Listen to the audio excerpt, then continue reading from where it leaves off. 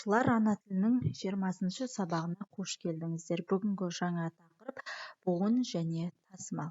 Балалар, буын мен тасымал туралы білетін боласыңдар. Сонымен қатар сөзді буынға бөлуді және сөздегі буын санын қалай анықтау қажеттігін және оны қалай жүзеге асыратындығымыз, сонымен қатар сөздерді тасымалдап жазуды үйренетін боласыңдар. Ендеше буын оқушылар, ал тасымал деп отырғанымыз оқушылар немесе оқушылар. Бұл бөлініп жазылуы. Белгілі бір жолға келген кезде бөлініп жазылуы. Біз ереже жөнінде де айтатын боламыз. 20-шы сабақ, 20-шы қоңырау, буын. Бірінші жаттығу тақырыбы бойынша мәтін мазмұнын болжа. Мәтінді тыңда. Еліміздің астанасы.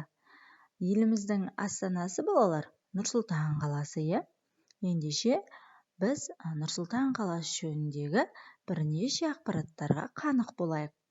Еліміздің астанасы Нұр-Сұлтан қаласы. Қаланың ортасымен Есіл өзені ағады.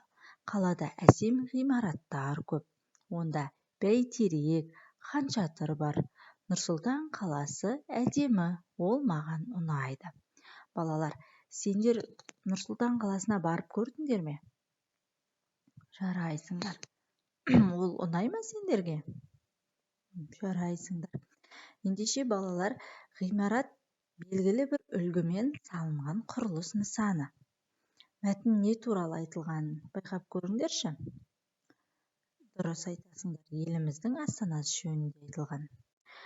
Егер де сендер Нұр-Сұлтан қаласы туралы білетіндерің болса, комментарийге жазып жіберіңдер.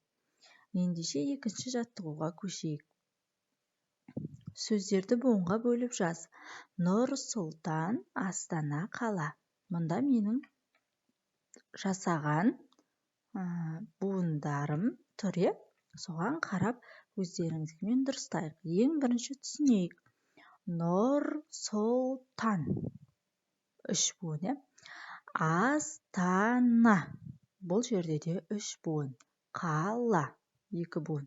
Балалар, осы жерде егер жазу дәптерінің жолына келген жағдайда, мысалы, қаланы бөлу керек болатын болса, қала деп тасымалдауға болады. Жарайсыңдар. Енді ережеге мән берейік және есте сақтайық. Сөз буынға бөлінеді.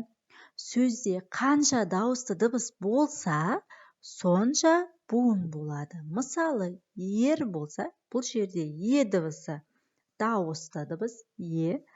Ата, бұл жерде 2 дауысты дыбыс. Сондықтан а біреу, та біреу болып бір буынды сөздер болады. Ата 2 буын. Жаңғақ 2 буын. Жұмысшы 2 буын, Жарайсыңдар. Ережені міндетті түрде есте сақтап қалыңдар және дәптерлеріңе жазып алыңдар, Үшінші жаттығу. Сан реті бойынша буындардан сөйлем құрап айт. Әр сөздегі буын санын анықта. Балалар, біз байқап көрейікші. Еліміздің деген сөз шығады, 1 е, 2 лі, 3 міз, 4 дің. Жарайсыңдар. Бас деген бұл бір ғана буынды сөз. Себебі, дұрыс айтасыңдар, себебі мұнда бір ғана дауысты дыбыс тұр. 3-ші. Қаласы 6, 7, 8. Бұл жерде де 3 буын, себебі а дыбысы және тағы да а дыбысы және ы дыбысы дауысты дыбыстар. Соңғы Нұр-Сұлтан. Мұнда да 3 дауысты дыбыс бар, сондықтан 3 буын шығады. Нұр-Сұлтан.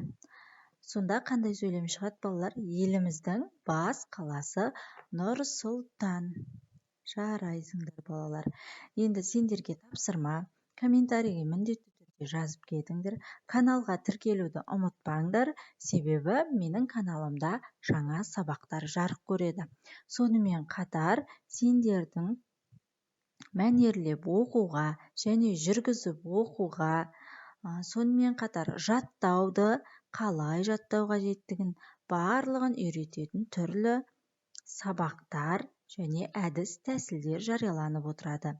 Каналға тіркеліп қойыңдар. Сау бол.